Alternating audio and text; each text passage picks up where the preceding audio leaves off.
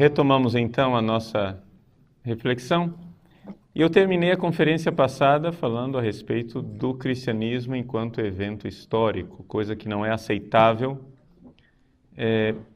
por essa visão, não é?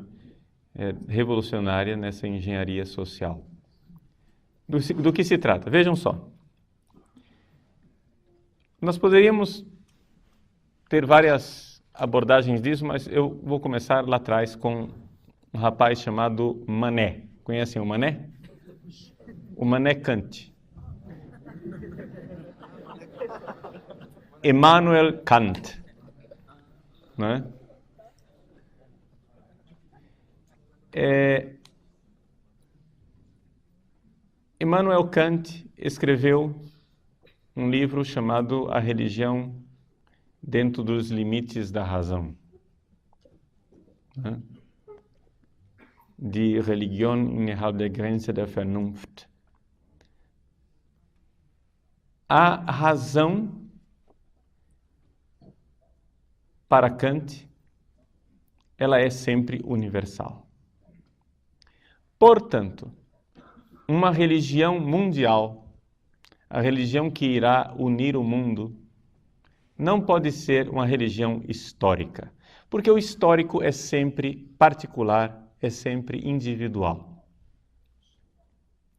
Então isso quer dizer que o cristianismo clássico, embora o senhor Kant fosse um pietista protestante, teoricamente cristão, piedoso, né? Kant é um desses beatos, como Descartes e Companhia Limitada, que terminam fazendo um mal enorme ao cristianismo e acabando com o cristianismo, na verdade, né? Mas Kant diz, um evento histórico não pode ser fundamento da religião dentro dos limites da razão.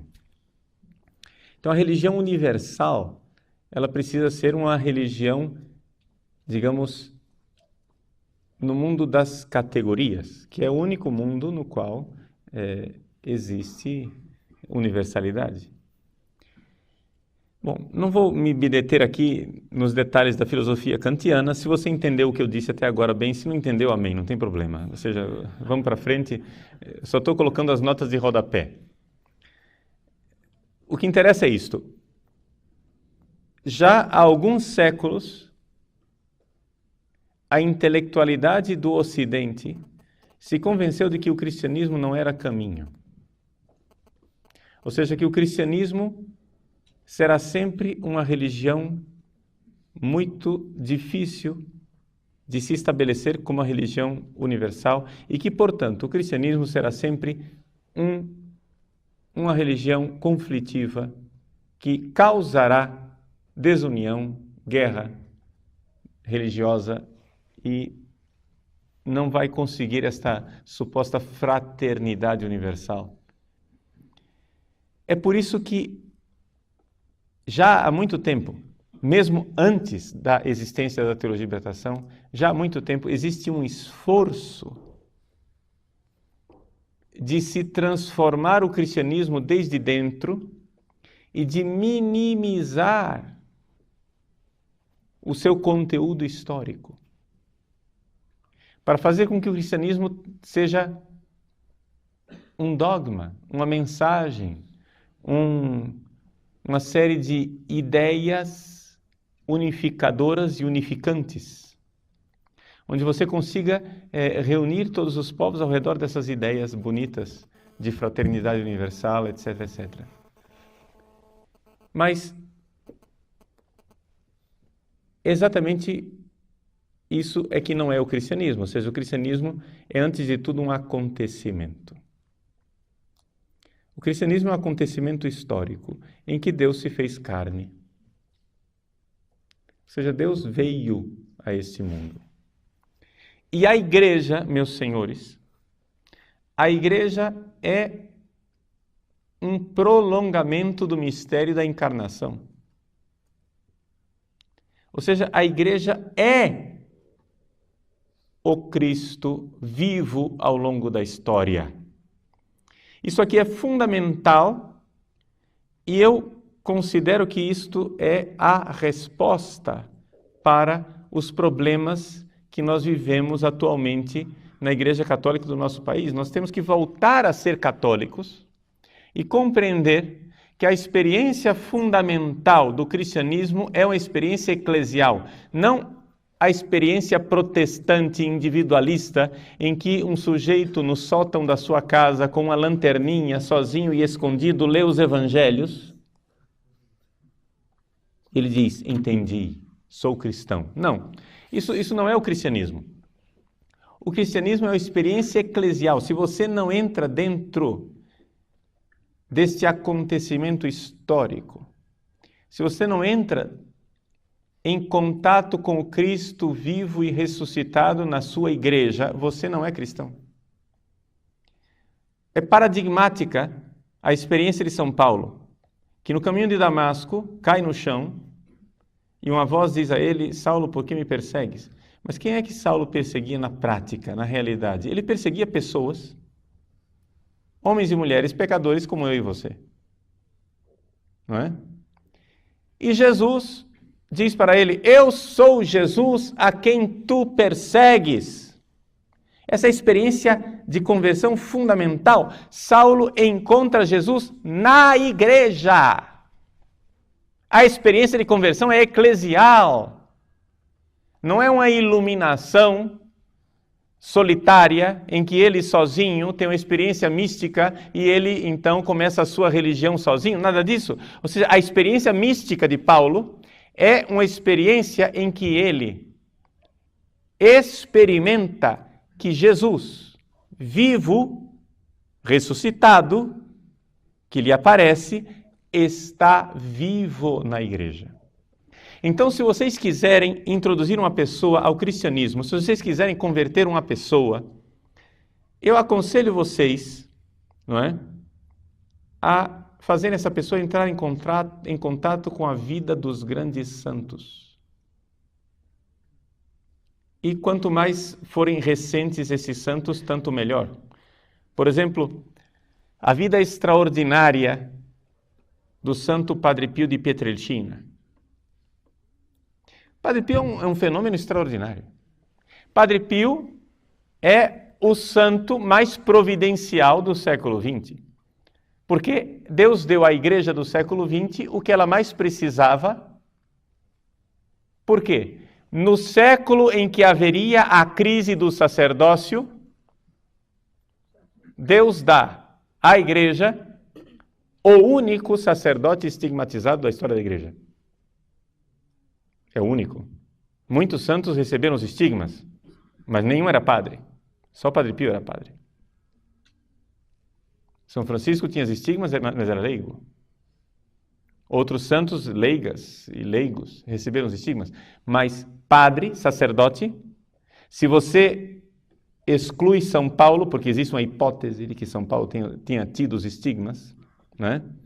Porque São Paulo diz em uma das cartas, carrego em mim as marcas da paixão de Cristo. Então, alguns interpretam assim, mas é uma hipótese. É uma hipótese.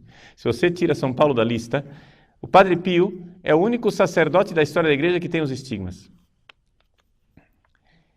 Para fazer com que as pessoas experimentem e vejam que Cristo vive nos seus santos. E Cristo vive nos seus santos de uma forma extraordinária na vida do Santo Padre Pio de Pietrelcina. Assim, eu acho que o Padre Pio é um santo providencial porque ele faz com que nós, homens céticos, modernos do século XX, entremos em contato com uma série de milagres que nós só ouvimos falar na Idade Média. Entendem? Os milagres que aconteceram na vida do Padre Pio são tão clamorosos, é um negócio assim tão extraordinário,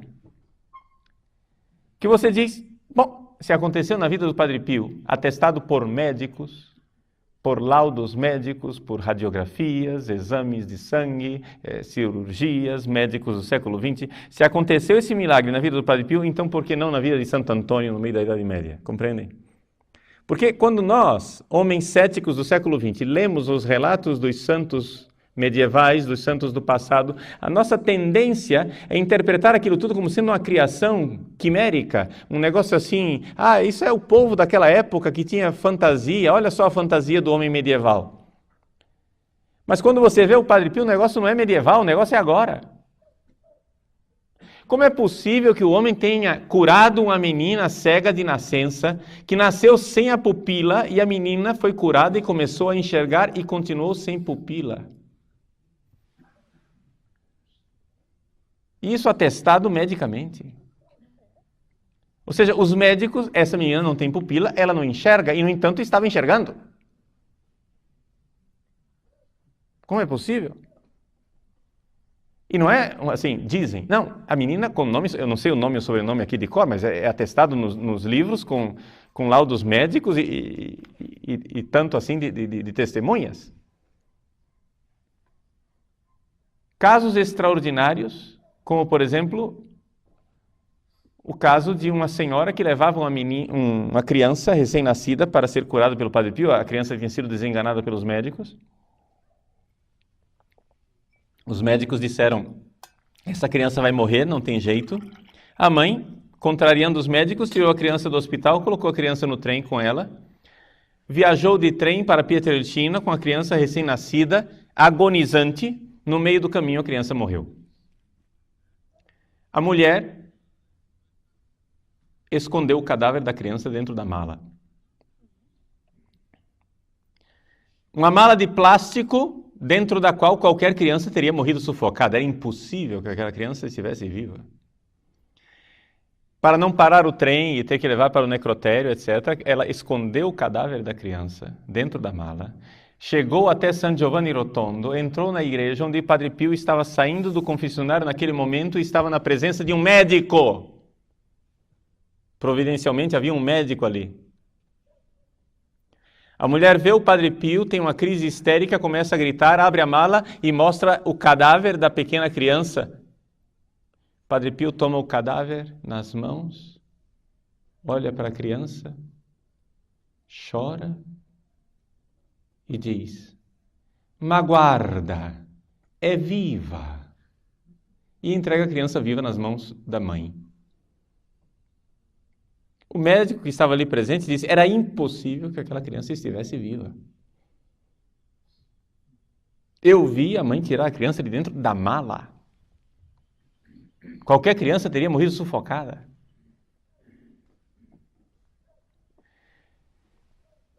Fenômenos extraordinários de bilocação.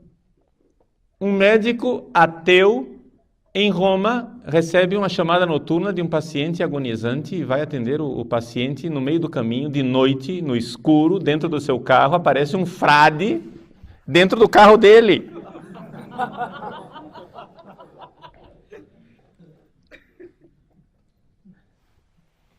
Ele olha para o frade, sem acreditar no que está vendo, passa a mão e não tem nada. Mas ele vê o frade. E o frade diz para ele, o paciente tem tal doença, você vai tentar este tratamento, não faça isso porque ele não vai dar certo, faça tal outra coisa que vai funcionar. O médico ateu chega lá, constata que a doença é exatamente como o frade descreveu, tenta mesmo assim a terapia que o frade tinha dito que não ia funcionar, de fato não funcionou, ele tenta a segunda vez aquilo que o frade havia aconselhado e funciona. Quando finalmente ele descobre quem era o frade, porque viu uma foto de São Pio e reconhece o frade daquela noite, ele vai imediatamente para São Giovanni Rotondo. Quando chega lá, o Padre Pio está rodeado de pessoas, um número enorme de pessoas ao redor do Padre Pio. O Padre Pio vê o médico que entra na sala e diz para ele, fulano, que belo médico você é, né? Precisou da minha ajuda para dar certo.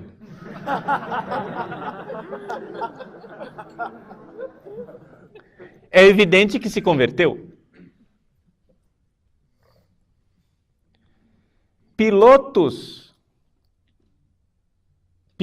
de caça americanos, ingleses, canadenses, durante a Segunda Guerra Mundial tentaram bombardear a cidade de San Giovanni Rotondo. e não conseguiam bombardear a cidade porque durante o voo lhes aparecia um, aspas, monge voando, que impedia os aviões e fazia com que as bombas caíssem no meio da floresta. Um destes oficiais americanos, depois que terminou a guerra, ouviu falar do tal do monge misterioso, feiticeiro, que morava naquela cidade, e ele, protestante que era, quis conhecer o Padre Pio. Padre Pio se encontrou com ele e, falando no dialeto em que ele sempre falou, não falou sequer em italiano, falou em dialeto com o americano. O americano, quando terminou o encontro, disse: não sabia que Padre Pio falava tão bem inglês. É evidente que se converteu também este. Coisas assim inacreditáveis. E isso assim para falar as coisas mais clamorosas, mas milagres e milagres, mas não centenas de milagres. Centenas de milagres atestados por médicos. Centenas de milagres atestados por médicos. E ver aquele homem com aquelas chagas, sofrendo, casos, assim, carregando o sofrimento de Cristo no seu corpo. Padre Pio, antes de receber as chagas, ele tinha febre de 48 graus, de 58 graus. Colocavam um termômetro nele, ele estourava os termômetros. Não havia termômetro humano que medisse a temperatura dele. Eles pegavam um termômetro de banheira para conseguir medir a temperatura de Padre Pio. Era medicamente impossível que aquele homem estivesse vivo com aquela febre. E, no entanto, estava lá. E o Padre Pio dizia muito acertadamente: eu sou um mistério para mim mesmo. Meus queridos, um homem que no meio do nosso mundo cético falava claramente para os seus filhos espirituais: deem tarefas para os seus anjos da guarda. Um dia Padre Pio estava lá rezando com um terço na mão. Veio um frade falar com ele, espera aí, porque Padre Pio tinha um temperamento que não era fácil, Italianão bruto, um caratteraccio, como dizem os italianos, que...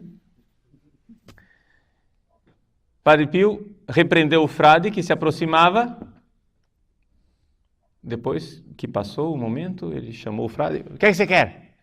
Desculpa, Padre Pio, eu não vi que o senhor estava rezando o terço. Mas que rezando o terço? Você não viu a fila de anjos?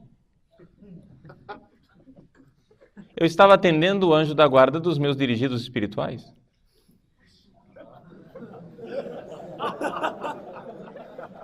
E dando tarefas a eles. E ele chamava a atenção dos dirigidos espirituais: vocês deixam os anjos da guarda de vocês ociosos?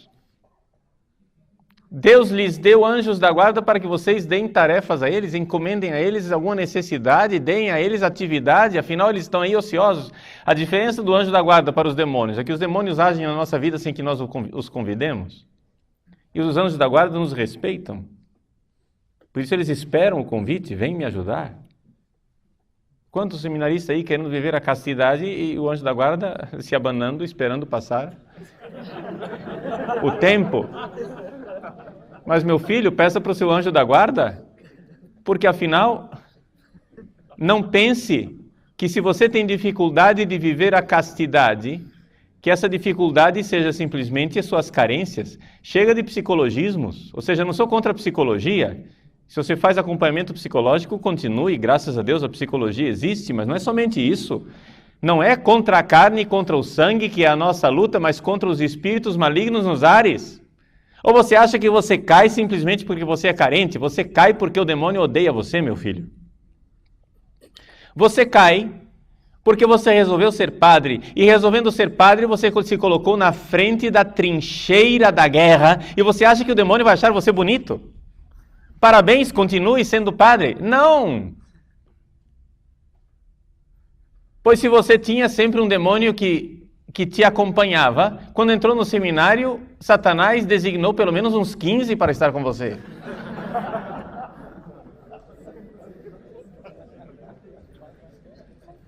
Porque ele não é idiota. Satanás não é idiota. Então, se nós temos a Virgem Maria, se nós temos os santos, se nós temos os anjos da guarda conosco, por que não fazemos uso do auxílio e da graça que está à nossa disposição? Meus queridos, a experiência cristã é a experiência de que Cristo vive nos seus santos, vive na sua igreja. Essa é a experiência básica, é um acontecimento. Se você quer contar a história da igreja, conte a história dos santos, conte a história dos milagres ao longo dos séculos. Esta é a verdadeira história da igreja. Esta é a igreja fundamental, essa é a história da igreja, real, concreta. Não é uma ideologia, é uma realidade, é um acontecimento, é Cristo vivo. Saulo, por que me persegues? Porque Cristo vive na sua igreja. A igreja é uma continuidade do mistério da encarnação. Cristo está vivo na sua igreja. Jesus, quando ele subiu aos céus, ele não deixou aqui um livro. O cristianismo não é a religião do livro, é a religião de uma pessoa. A palavra de Deus se fez carne e continua sendo carne na igreja. A palavra é carne. Olhe para os estigmas, para as chagas do Padre Pio e diga: a palavra é carne. Isso é a Igreja Católica. Se você quer converter uma pessoa, não coloque nas mãos dela o Evangelho. E, por favor, não me diga que eu sou contra o Evangelho, hein? Pelo amor de Deus. Porque já teve bispo que me acusou, né? No Conselho Permanente da CNBB, fiquei lisonjeado que eu seja tão importante para aparecer no Conselho Permanente da CNBB. Um padre da periferia de Cuiabá, no fim do mundo, né, sendo assunto do Conselho Permanente da CNBB. Fiquei envaidecido. Como dizia Mussolini, molti nemici, molto onore. Muitos inimigos, muita honra. Mas enfim.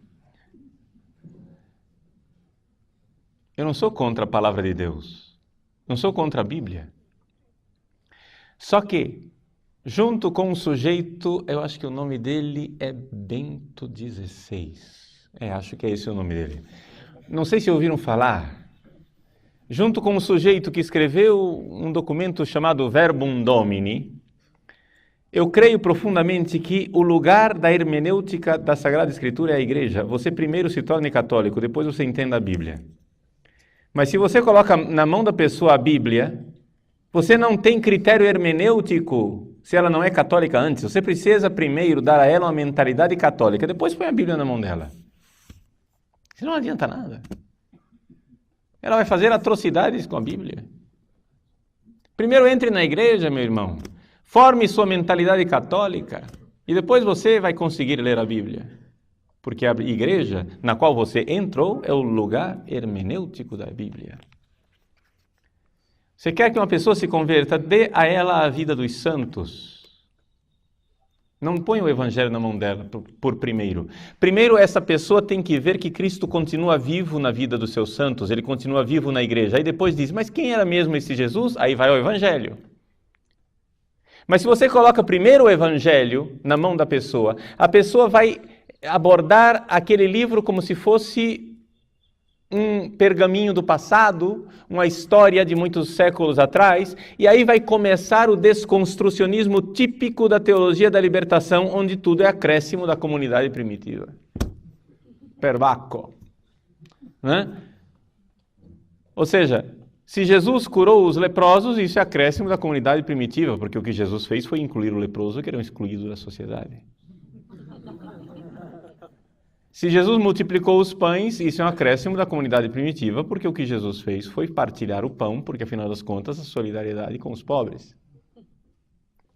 Se Jesus curou o cego, isso é um acréscimo da comunidade primitiva, porque afinal das contas, Jesus, o que ele fez foi curar a pessoa da cegueira ideológica na qual ela se encontrava, e caíram as escamas dos olhos dela, começou a ver a iniquidade do sistema e começou a seguir a causa de Jesus.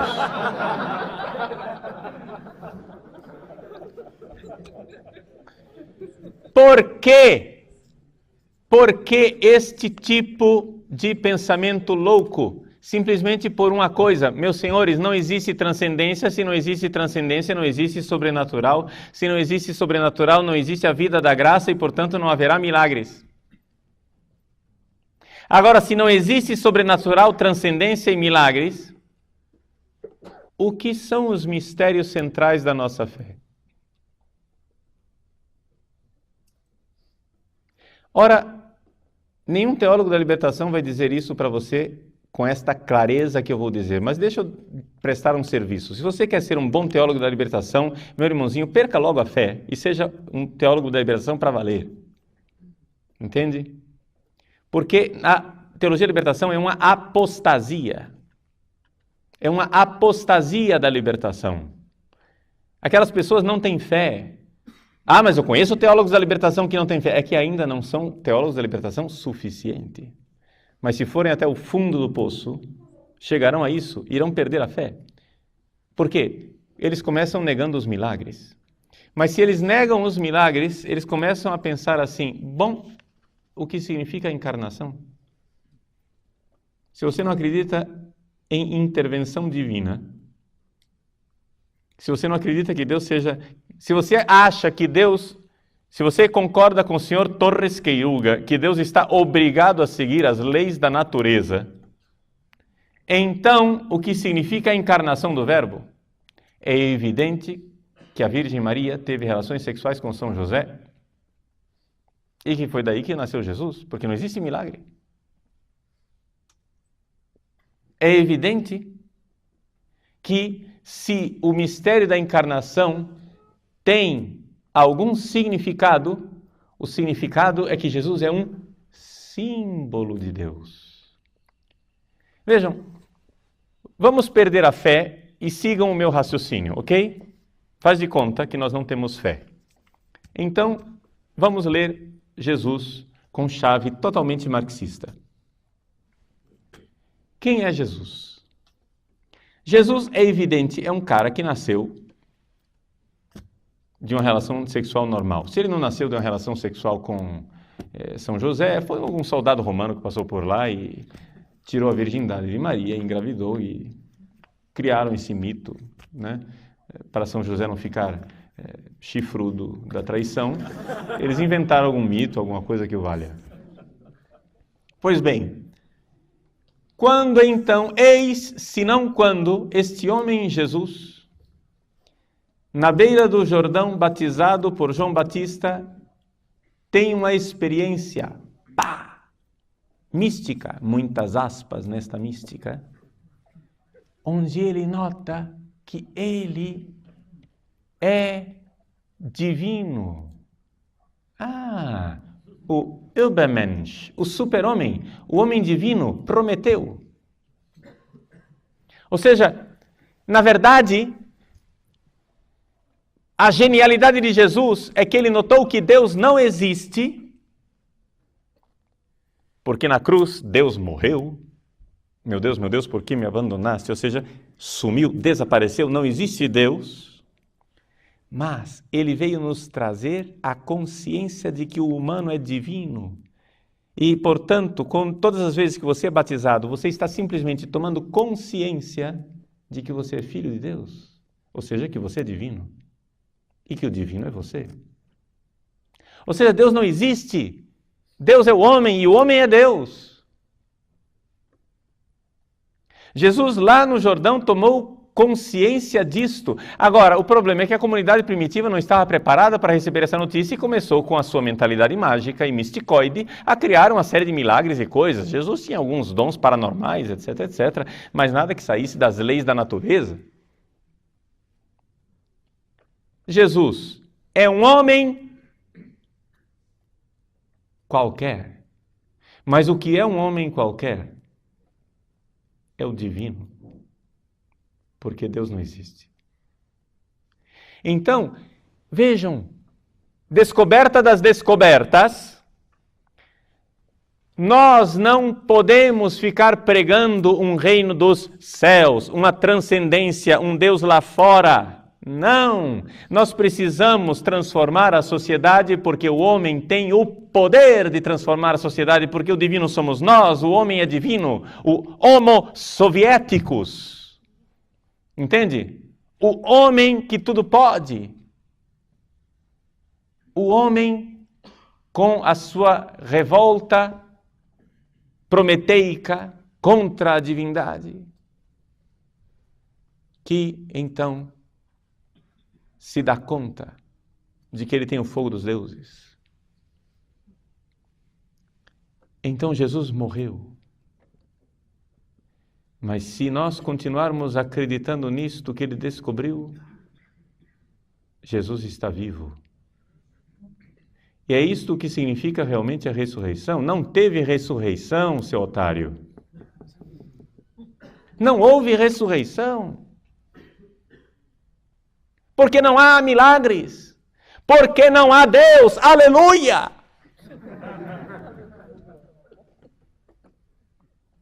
Porque o divino somos nós.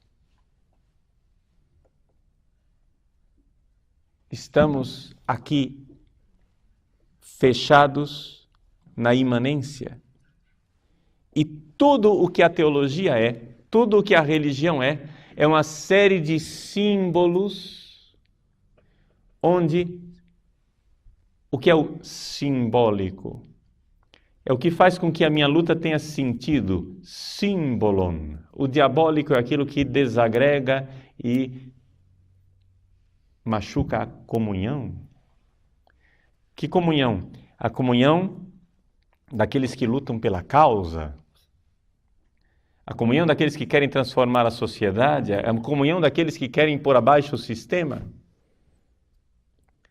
É claro que você jamais vai encontrar um teólogo da libertação que fale as coisas assim de claro. Compreende?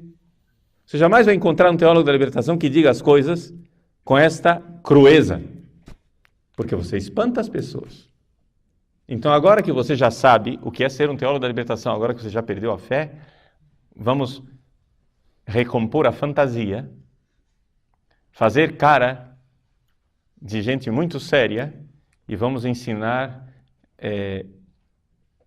uma mística para as pessoas. Então você, ao invés de fazer as pessoas ficarem cometendo idolatria, adorando hóstia, eu vi essa frase de um padre, hein? Isso não é inventado. Essa frase saiu da boca de um padre que queria que a CNBB tomasse providências para que a Canção Nova parasse com essa idolatria de hóstia na televisão. A esse ponto nós chegamos. Porque, claro, o que é a Eucaristia? A Eucaristia é um símbolo da partilha. É um símbolo, é a refeição, é a festa da luta, da caminhada. Compreendem? Então, ao invés de ficarmos com pessoas que adoram o Santíssimo Sacramento, nós precisamos fazer com que as pessoas entendam que elas são divinas e que elas irão transformar a sociedade.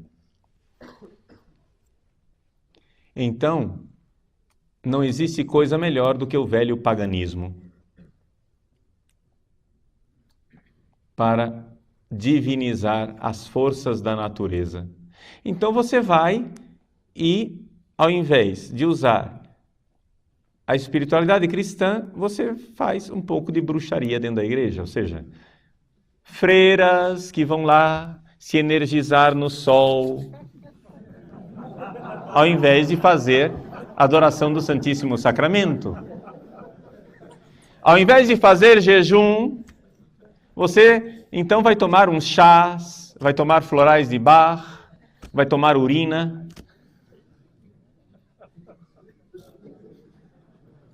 E assim é que nós alcançamos aquilo que é o produto último de Satanás. Já ouviram falar de C.S. Lewis, né? Lewis escreveu as cartas do Diabo, seu aprendiz, Screwtape Letters. Numa das cartas, o Screwtape fita fuso, conforme a tradução da Martins Fontes, escreve para o seu sobrinho, Wormwood, verme Billy, conforme a tradução, e diz assim, o verme Billy perguntou para ele, escuta, eu queria saber o seguinte, o meu paciente que eu tenho que levar para o inferno, é um demônio falando com outro, né? Ele quer levar o paciente para o inferno. O meu paciente que eu tenho que levar para o inferno, eu queria saber o seguinte, ele tem que saber que nós existimos ou não? Então, o demônio mais velho diz o seguinte, olha, é uma pena, mas por enquanto, nós precisamos nos esconder. Com isso, nós perdemos um montão de diversão, porque é muito divertido pôr medo nesse povo, com as nossas aparições, nossas coisas. Mas, por enquanto, nos escondamos. Até que nós, porque o melhor que a gente consegue agora na década de 40, isso ele escreveu em 1942, o melhor que a gente consegue agora na década de 40 é um ateu cientificista. Mas nós já estamos trabalhando para um produto melhor e atualizado que nós iremos alcançar dentro em breve, que é do bruxo materialista. Ou seja, é um materialista, onde esse mundo material é tudo, mas ele é misticoide, entende? Ele está no mundo da bruxaria. Muito bem. Bem-vindos à Igreja Católica no Brasil. Você encontra reuniões de religiosos, religiosas, padres e seminaristas, onde não se faz nada mais do que bruxaria. Chegamos ao absurdo de terapias que prometem, sei lá que cura, ao inserir 20 litros de água no ânus. Fazem retiro disto. Eu não estou brincando, não estou inventando. Eu estou dizendo que padres, religiosas, seminaristas se unem numa casa de retiro, ao invés de fazer os exercícios espirituais de Santo Inácio, vão colocar 20 litros de água no ânus. E um bispo que fez isso, escreveu na porta do quarto dele, eu sou o bispo mais feliz do mundo.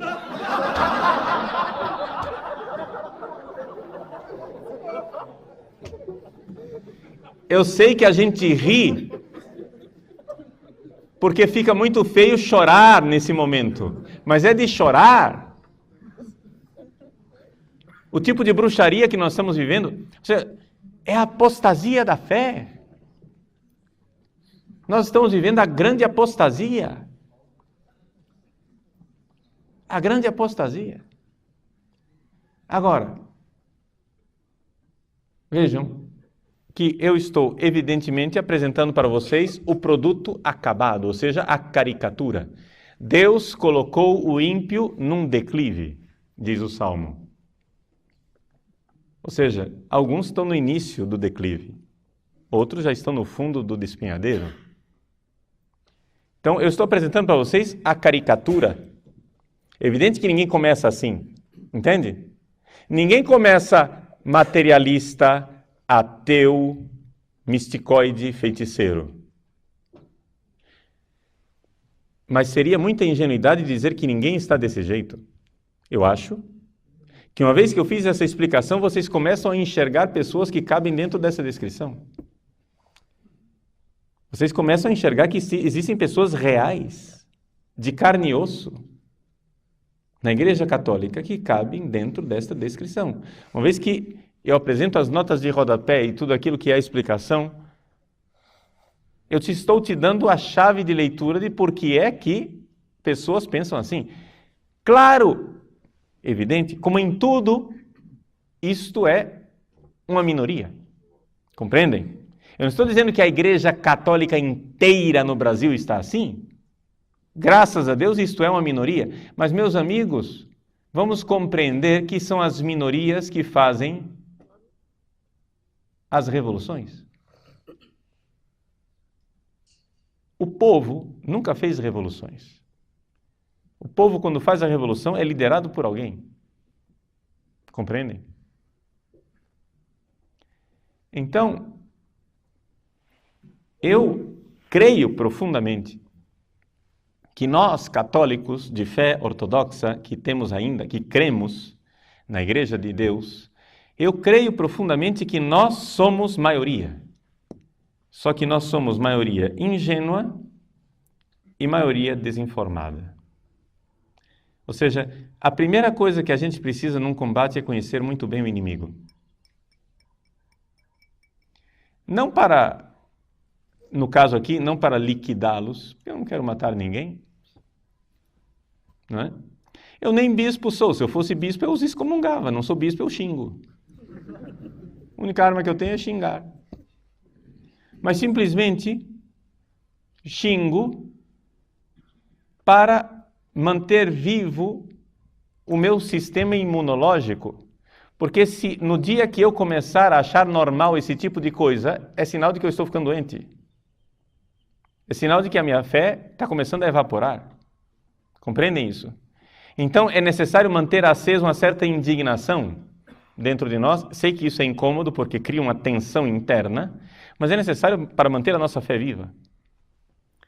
Então, dentro desta realidade toda, o que nós vemos hoje com toda a arquitetura do pluralismo religioso e do macroecumenismo é um esvaziamento do conteúdo específico do cristianismo num conteúdo de simbólica imanente.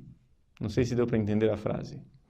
Ou seja, nós cremos que o cristianismo é um evento, que Deus se fez carne, veio entre nós e está vivo na igreja hoje. Essa é a nossa fé, é isso que nós professamos. O que é que eles creem? Eles creem, ou pelo menos eles querem que a igreja seja, eles transformam a igreja não no corpo de Cristo vivo aqui nesse mundo, onde o sobrenatural age dentro deste corpo de Cristo, mas transformam a igreja numa comunidade de pessoas que, conscientizadas, trabalham num projeto de engenharia social. Com que instrumentos? Instrumentos simbólico-religiosos, ou seja, simbolismos. Entende? É tudo uma questão de jogo de linguagem. É tudo uma questão de linguística. É tudo uma questão de simbólica. Ok? Então, você faz jogos de linguagem que levam as pessoas a transformar a sociedade na direção que você quer. Isto é religião para eles. Então, é evidente que dentro disto, no mundo atual, para nós chegarmos a esse projeto internacional, que é a sociedade perfeita, nós estamos falando de marxismo. O marxismo é um projeto internacional sempre, não é num país só, é no mundo inteiro. É necessário, se nós queremos ter um governo mundial, se nós queremos ter uma unidade internacional, nós precisamos de uma religião mundial. Ora, voltando ao início da nossa conferência nessa tarde, ora, o cristianismo não pode ser a religião mundial. Por quê? Porque se Jesus é Deus que se fez carne, o cristianismo tem algo que nenhuma religião tem. Mas o que é que nós precisamos? Nós precisamos congraçar todas as religiões em pé de igualdade, onde todas as religiões são iguais. E então aqui o que é que você tem? Você tem aquele famoso a famosa comparação do elefante e dos cegos, que vocês já ouviram, não é? Então, 5 cegos nunca viram um elefante, alguém resolve levar os cegos a ter uma experiência de elefante. Um cego abraça a pata do elefante e diz: o elefante parece uma coluna. O outro abraça a tromba do elefante, mas que coluna que nada, é uma mangueira. O outro abraça a orelha do elefante. Mas que mangueira e coluna? O elefante é um pedaço de couro. Não, diz aquele que agarrou a cauda. O elefante é um pompom. E aquele que abraçou o dente de marfim diz: nada disso. O elefante, ele é roliço, liso e rígido. E os cegos então começam a brigar entre si e degladiar, e discordar e fazer guerras e se matar mutuamente. Pergunta: qual deles tinha razão? Todos tinham razão. Porque o elefante é tudo isso. E com esta parábola, eles nos ensinam que todas as religiões são verdadeiras. Porque nós, na verdade, somos cegos, que nunca vimos o elefante que é Deus, e cada religião colheu um aspecto de Deus. E, portanto, todas as religiões do mundo, cada uma acolheu um aspecto de Deus e todas elas podem se congraçar numa unidade religiosa, num panteão dos deuses, em que nós, no fundo, temos uma única religião global e poderemos ter um governo global. O projeto está muito bonito, só que tem um problema que estraga o projeto. O cristianismo crê que Deus se fez carne. Ou seja, o cristianismo, se ele é verdadeiro, ele não está tão cego e nem as apalpadelas. Deus veio. Deus falou. Então, se o cristianismo clássico continua existindo, esse projeto se torna impossível. Então, o que é necessário fazer? É necessário esvaziar o conteúdo histórico do cristianismo e transformá-lo num conteúdo simbólico. Então, não é que Deus se fez carne, é a metáfora do Deus que se fez carne. Não é que Jesus seja Deus, Jesus é símbolo de Deus. E vejam que essas duas frases, a metáfora do Deus que se fez carne, ou seja, a metáfora da encarnação, e Jesus, símbolo de Deus, são títulos de livros escritos por teólogos supostamente cristãos, que estão esvaziando o conteúdo do cristianismo. Por quê? Porque é necessário, na ética global do Sr. Hans Küng, não é, que todas as religiões contribuam para a paz mundial do governo mundial, não é, de todas as nações unidas numa só casa comum. É isto que eles pretendem fazer. E enquanto você continuar acreditando que realmente Deus se fez carne, e enquanto você continuar se ajoelhando diante de um pedaço de pão que você crê realmente que é Deus vivo e verdadeiro, e enquanto você continuar achando que a igreja é o corpo místico e vivo deste Cristo, deste Deus que continua na história, você será alguém que vai atrapalhar a revolução deles, você será perseguido. Então, pelo menos, vocês aprendam porque estão apanhando. Compreendem isso? Então, é necessário para nós, é necessário tomar consciência, não é? De que a nossa igreja está infiltrada por um projeto totalmente alheio ao cristianismo. Ou seja, esse pessoal entrou dentro da igreja com essa mentalidade, não é? E essa mentalidade já está se reproduzindo dentro da igreja automaticamente. Ou seja, hoje em dia nós não precisamos de ninguém que entre e se infiltre na igreja. A coisa já está alastrada, ou seja, o vírus ele entra uma vez. Uma vez que ele já está dentro do organismo, ele só precisa se reproduzir. Então, o vírus está dentro, está se reproduzindo, e o normal, o caminho normal para que um organismo combata um vírus é o sistema imunológico. Problema. Eles pensaram nisso também. O vírus que foi infiltrado dentro da igreja não está sendo combatido pelo sistema imunológico porque o nosso sistema imunológico hoje sofre de AIDS. O que é AIDS? O normal de um organismo é que quando ele vê um vírus, ele liga o alarme e diz vírus, vírus, vírus, vírus, vírus. E aí os glóbulos brancos vão lá para brigar com ele. E morre muita gente nesta guerra, produz pus, febre, etc. Mas, no final, o organismo vence e pronto. Acontece que o organismo aidético não sabe distinguir o vírus inimigo da comida amiga. E ele acha que todo mundo é amigo. Então, quando o organismo aidético vê o vírus, ele diz, ah, meu amiguinho, e começa a abraçá-lo.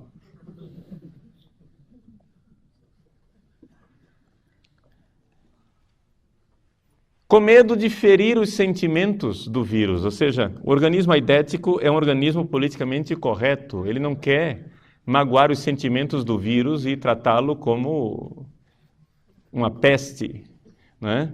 Não, nós temos que respeitar todo mundo, então vamos respeitar o vírus. Vejam, meus queridos,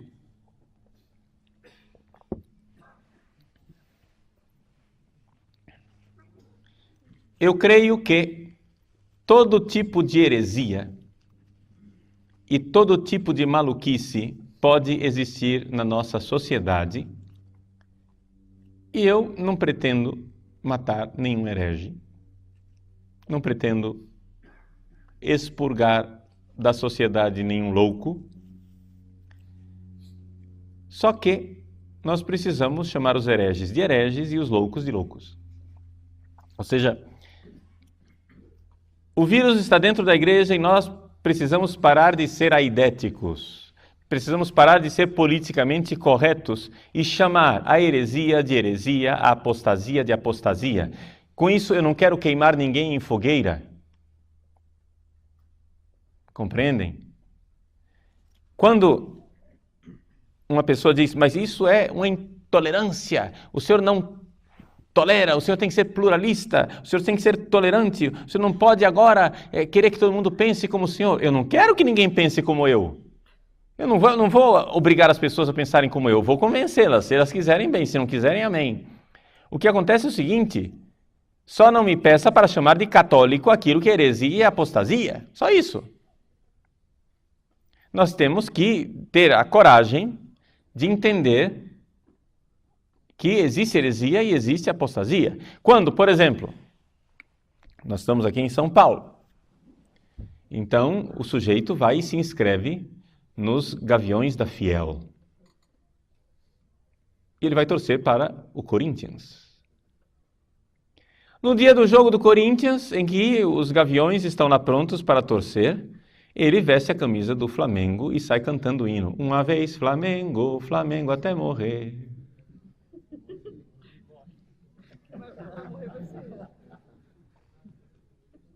Então, o líder da torcida diz, escuta, você não pode vir aqui vestido desse jeito, cantando. Ah, mas eu sou livre? Onde é que fica a minha liberdade? Você não está respeitando a minha liberdade de consciência? Meu irmão, a liberdade você tinha quando se inscreveu na torcida. Uma vez que você se inscreveu na torcida, você usou a liberdade que tinha.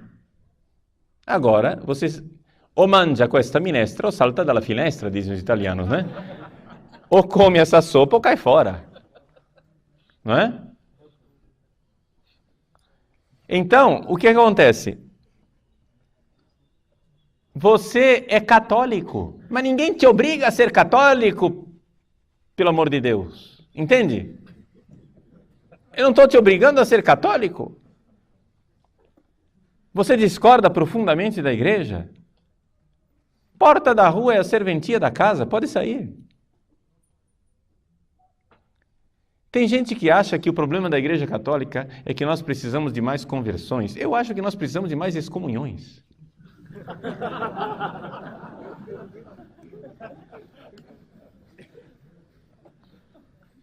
Eu acho que tem gente demais.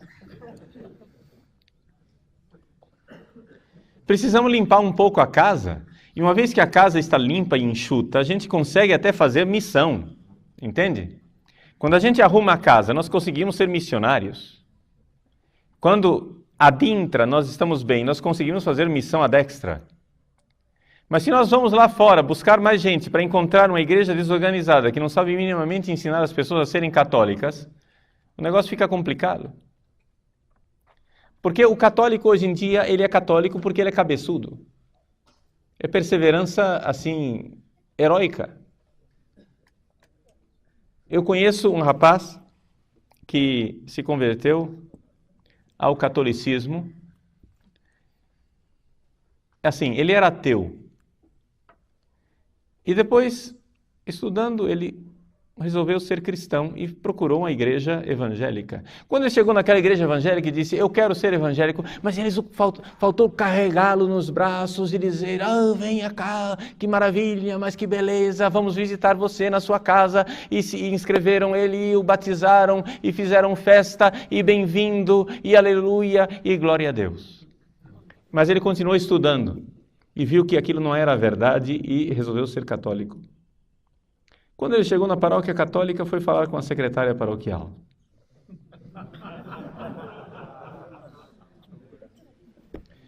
E a secretária paroquial, ele disse, eu quero ser católico, como é que eu faço para me batizar? A secretária, agora não adianta, o curso já começou, você veio atrasado, você tinha que vir aqui em fevereiro.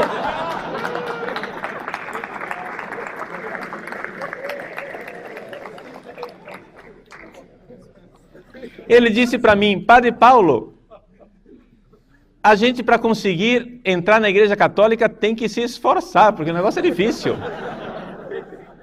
A gente tem que entrar na igreja apesar dela.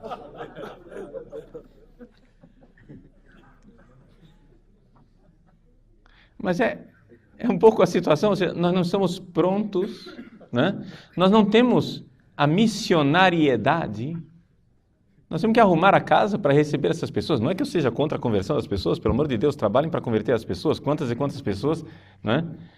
Graças a Deus, a gente recebe e-mails contínuos de pessoas que voltaram à Igreja Católica ou não eram católicos e se converteram através do site padrepauloricardo.org. Graças a Deus, pelo amor de Deus, continuem se convertendo, né? Venham.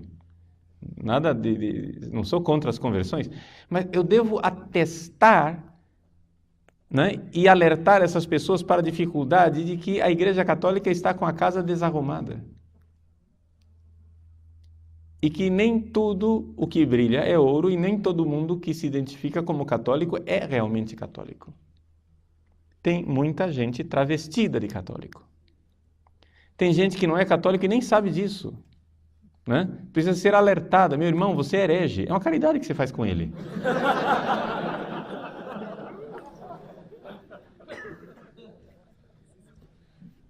Então, vejam, amarrando um pouco tudo aquilo que nós vimos nesses dias. Existe um movimento e uma mentalidade revolucionária que encontra no marxismo a sua expressão sociológica mais organizada e mais barulhenta, digamos assim. É o marxismo cultural. Essa mentalidade revolucionária crê que não poderá implantar o seu projeto de engenharia social enquanto o cristianismo clássico continuar de pé.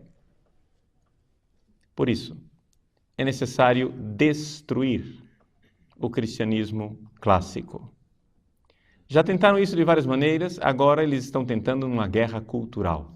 E esta guerra cultural, não é? Como em todas as guerras, as armas mais eficazes são aquelas que são secretas. São aquelas que você consegue fazer entrar dentro das linhas inimigas disfarçadas de cavalo de Troia, disfarçadas de presente, de dom. Nós estamos realmente diante do cavalo de Troia dentro da cidade de Deus. Aparentemente, o marxismo faliu em 1989. Os gregos foram embora. Os gregos desistiram da guerra. Entraram dentro dos seus navios e foram embora. Os troianos fazem festa. O cavalo de Troia entra triunfante dentro da cidade porque nós vencemos os gregos. Nós vencemos os comunistas. O comunismo não existe mais, o marxismo não existe mais, o materialismo não existe mais. Que felicidade! Vejam só, eles até nos deixaram esse cavalinho bonito de presente. E depois da festa e da pândega, de dentro do cavalo, surgem os inimigos. É exatamente isso que nós estamos vivendo. A ilusão da vitória. Quando a ilusão da vitória está, na verdade, nos conduzindo para a mais amarga derrota. O inimigo está dentro de casa. Não estou dizendo isso para que nós agora comecemos a fazer um novo capítulo da Inquisição, no sentido de fazer fogueiras para queimar hereges. O que nós precisamos fazer é simplesmente nos dar conta disto e de que a igreja verdadeira, aqueles que realmente têm fé, não podem se deixar ludibriar pelo cavalo de Troia, não podem se deixar ludibriar por aparentes argumentações bondosas que, na verdade, possuem dentro um veneno escondido que quer destruir, no fim, a nossa fé. Você vai se perguntar, Padre Paulo, até que ponto todos os padres que eu conheço, que têm essa mentalidade da teologia de libertação, sabem de tudo isso que o Senhor está dizendo? Resposta, não é necessário saber tudo isso que eu estou dizendo. Aliás, se eles se contaminaram com essas ideias, o mais provável é que eles se contaminaram com essas ideias sem saber da sua maldade, porque exatamente tomaram o veneno pensando que era alimento e se envenenaram. Não é necessário que as pessoas que hoje trabalham para a teologia da libertação tenham estudado Gramsci, a escola de Frankfurt, não é?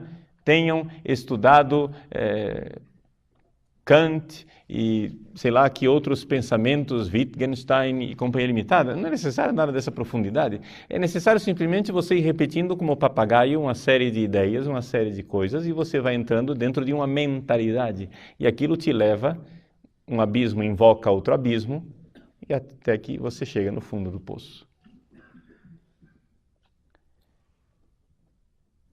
Para algumas pessoas, essa palestra já chega muito tarde.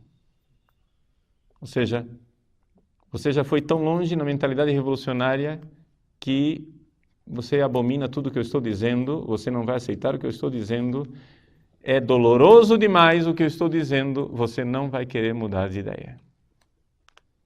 Mas para outras pessoas ainda há tempo.